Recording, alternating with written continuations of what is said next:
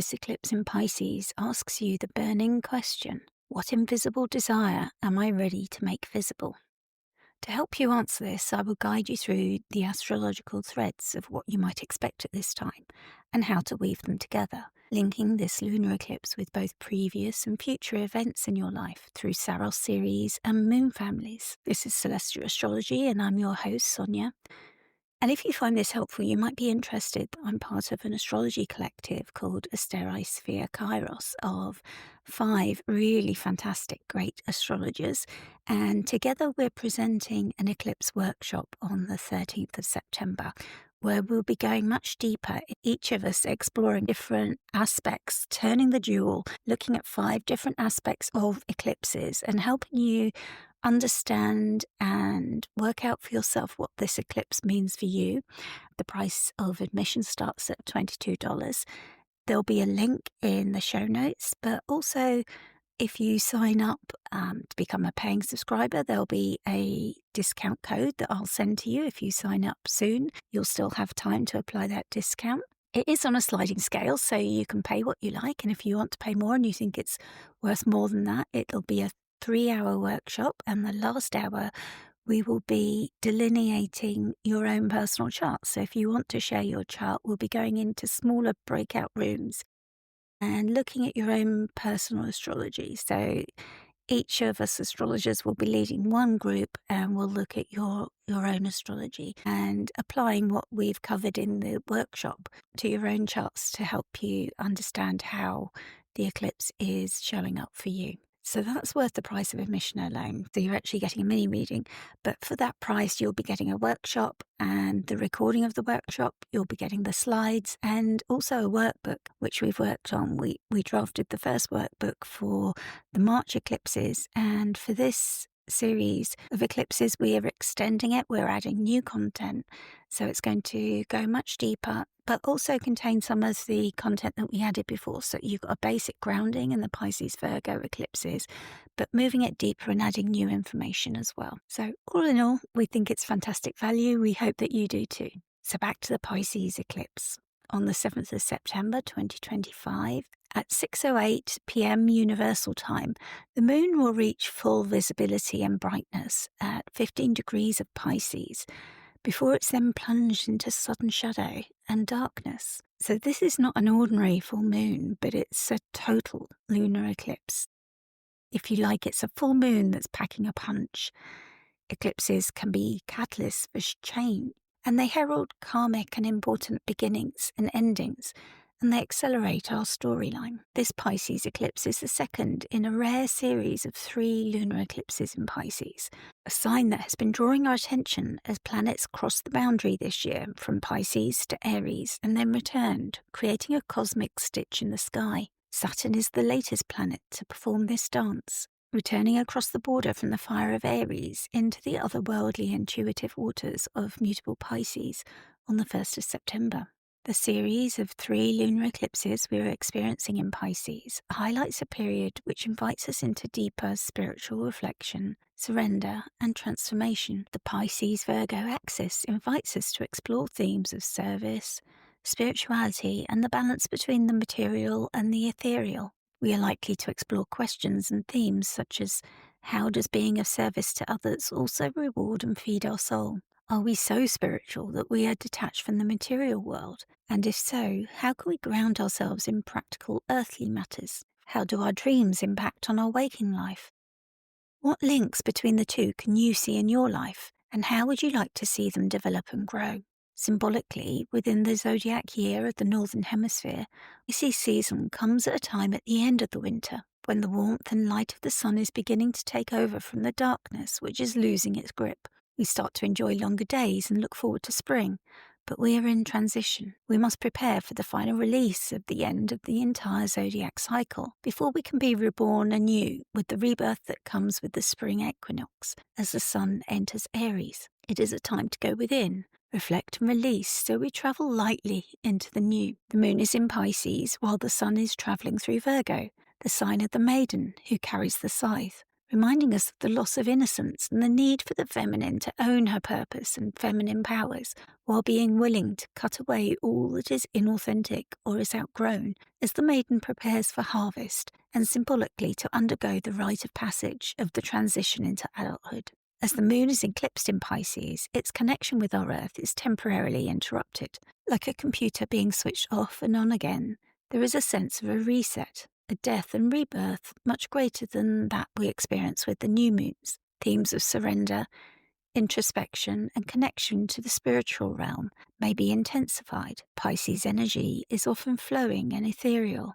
Visualize the ocean, sometimes still and sometimes with dramatic high waves crashing, making it more challenging to engage with the material world. This eclipse may stir deep emotional waters, disturbing the silt that is resting on the ocean floor, encouraging us to trust in the unseen and offering the opportunity to reconnect with our higher or deeper selves. For the Pisces eclipse, the symbolic turning off and on again of the moon's reflective light, it could be that something hidden is being drawn up from the depths, from an old or a new story, made visible under the shadowed light of the moon as it is lit up, and symbolically reborn after the light was extinguished. What will surface for you? What has been whispered through dreams, tides, and silences, waiting to come into form? What might be your own rite of passage? Pisces, mutable waters and shifting tides. Pisces is a feminine or yin water sign, making it receptive and inward-focused, fluid and flowing in nature, and deeply connected to the imaginal and spiritual worlds. There is a sense of oneness with all that is here. Its mutable nature makes it adaptable, porous, and gifts it an in-between liminal quality, both able to dissolve boundaries and to move between the realms of spirit and material. Think for a moment of a baby moving through the birth canal, an unstoppable force of creation bringing it from one form into another, the invisible being made visible. In the days before our access to scans, that is, the process can be both confusing, scary, or painful, yet also beautiful and life-affirming. Jupiter rules Pisces. It seeks meaning and faith, bringing wisdom and abundance, while Venus, the exalted ruler of Pisces, lends beauty, compassion, and longing for connection. Its feminine yin quality pulls inward, softening, embracing, listening, and reflective. Opposite the moon in Pisces shines the sun in Virgo, in the home of Mercury, lord of our minds, who is both the domicile and exalted ruler, and currently has unpacked their bags and is supervising all in Virgo. Virgo's careful discernment and attention to detail meets Pisces' dreamlike flow. This eclipse tugs on and highlights the polarity between dream and practical details, spirit and craft, and invites us to consider for ourselves, how do we weave the ineffable into our practical? How might we let spirit flow without losing form? The nature of eclipses. A total lunar eclipse occurs when the Earth passes directly between the Sun and Moon when they are aligned, casting its shadow across the Moon. Unlike normal full moon, where the Sun and Moon are in opposite signs, a lunar eclipse adds the weight of the Earth's shadow, symbolizing supercharged moments of culmination, closure, and revelation. They are catalysts for change, bringing significant and karmic endings, revelations, culminations, and points of no return.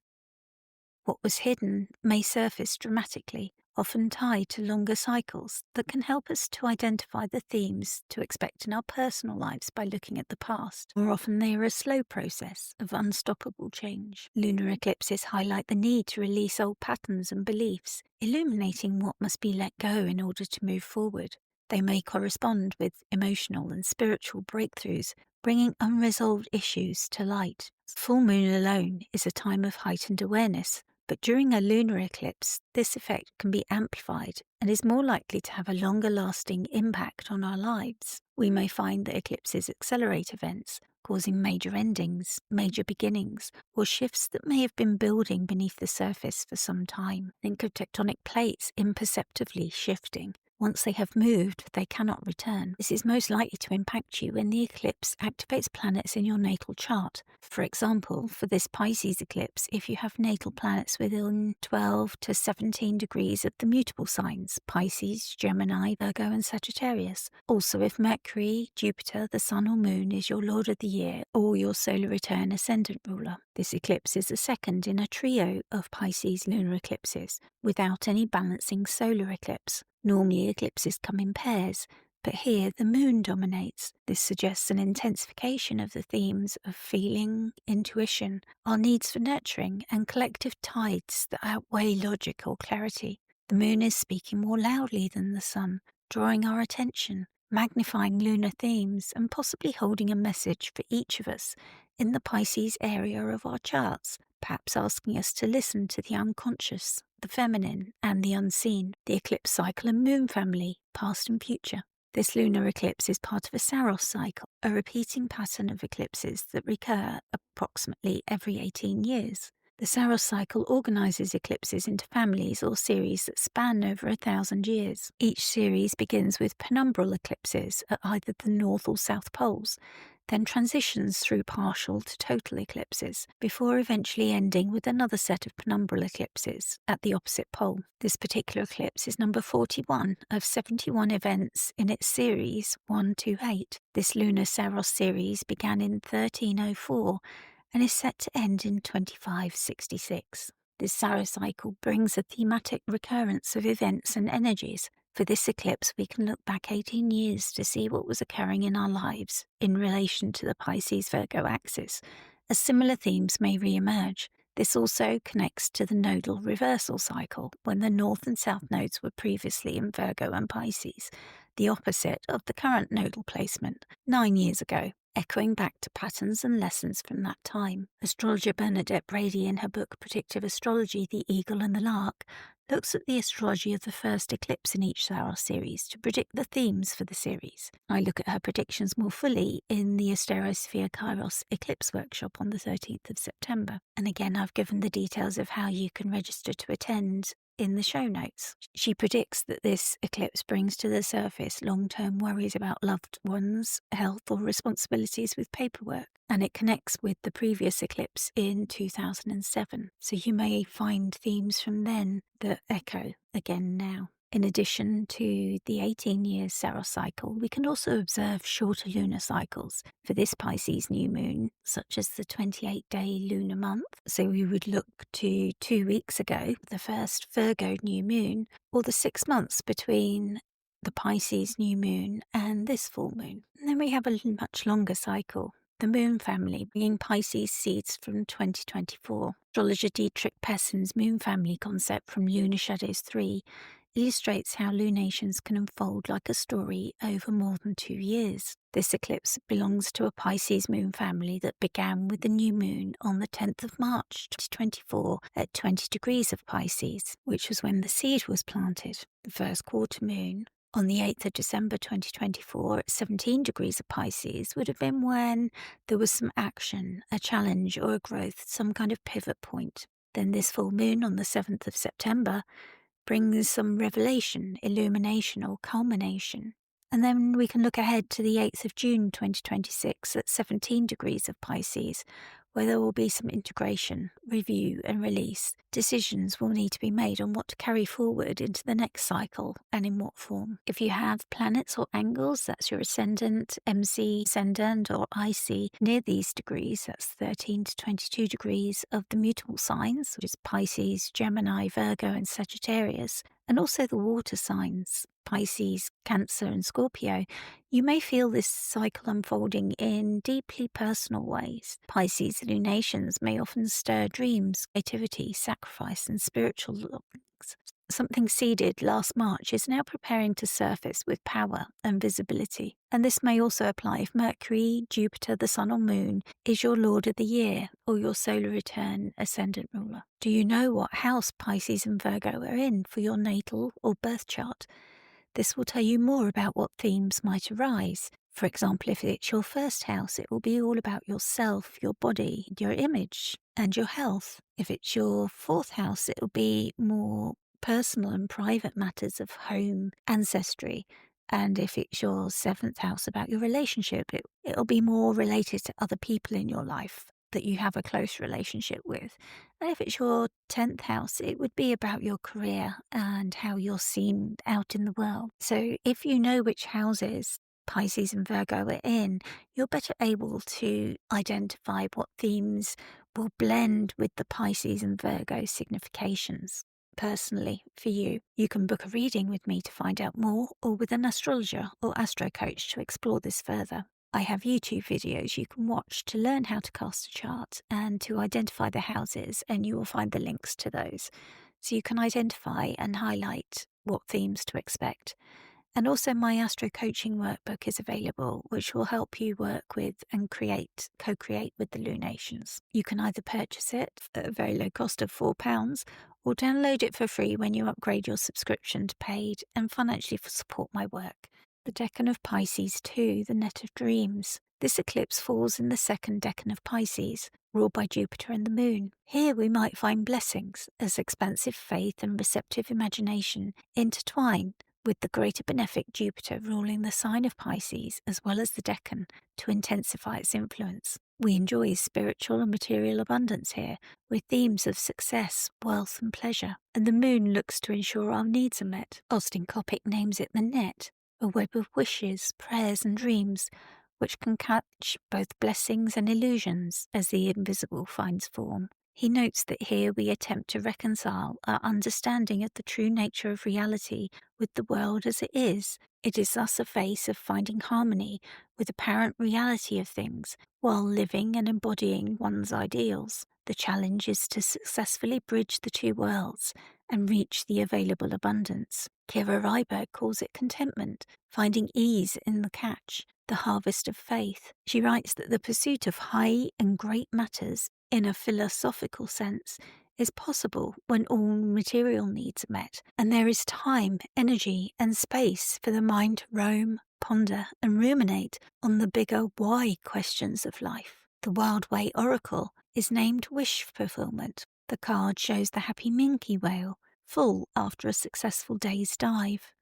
Their wishes fulfilled. We are given the keywords: making the invisible visible, meaningful activity, and happiness. Like the whale surfacing with his catch, what has been dreamed of is now surfacing. The guidebook advises us Minke Whale has just scooped up his biggest catch of the day. His fishy wishes have come true. Now his dream of a full stomach has been fulfilled. He has made the invisible desire visible reality. What do you dream of bringing to fruition? What steps do you need to take to make it happen? Though some work may be required to get there, like our charming cetacean friend, you will probably enjoy the process as much as the end result. What invisible thread have you been weaving?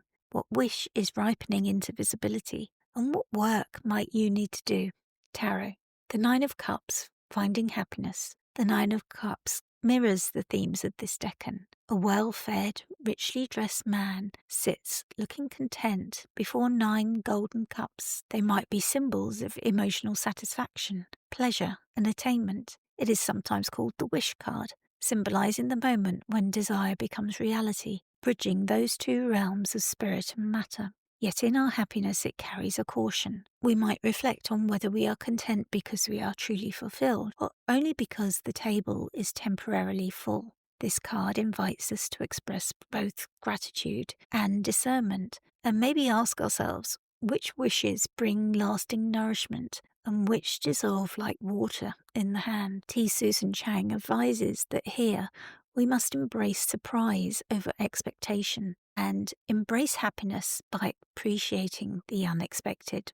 Dreaming the Decans, cast your spell. Susan Chang in Dreaming the Decans gives voice to Pisces too with a magical, entrancing verse. When dropped into a magic well, a prayer becomes a kind of spell. All the faith I dare to feel, taking form within the real. The line I cast, the web I weave, foundation of all I receive.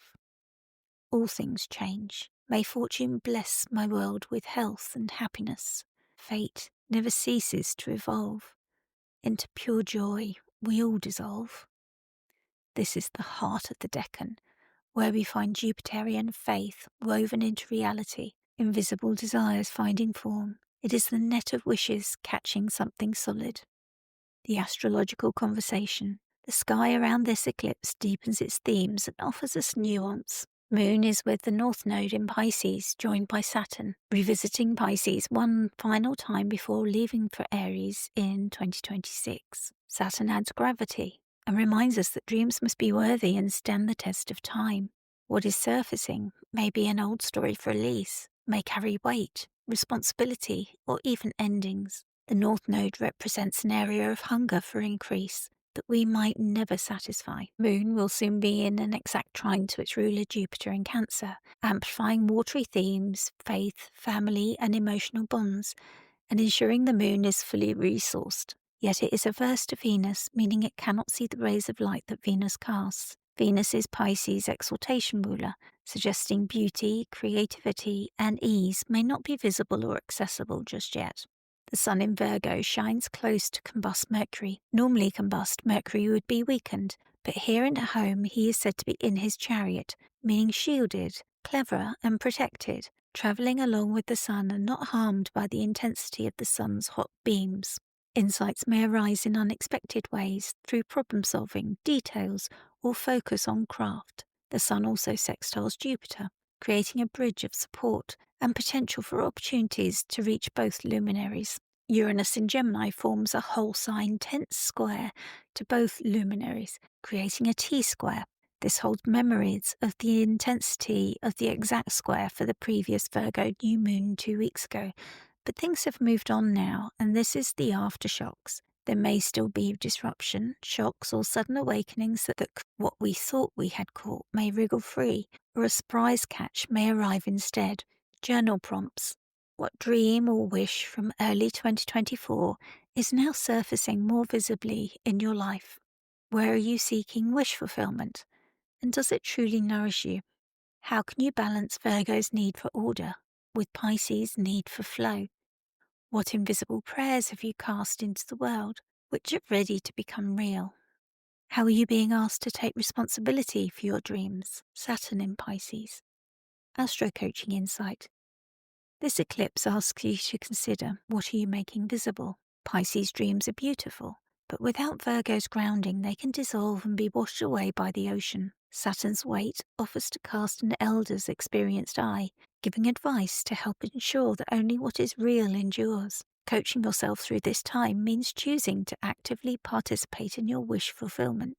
You might do this by taking small, grounded steps to give form to your prayers and dreams. Look at the barriers and blocks. What have you overcome before? What is realistically possible for you? Which is the path of least resistance? Look at who and what supports you.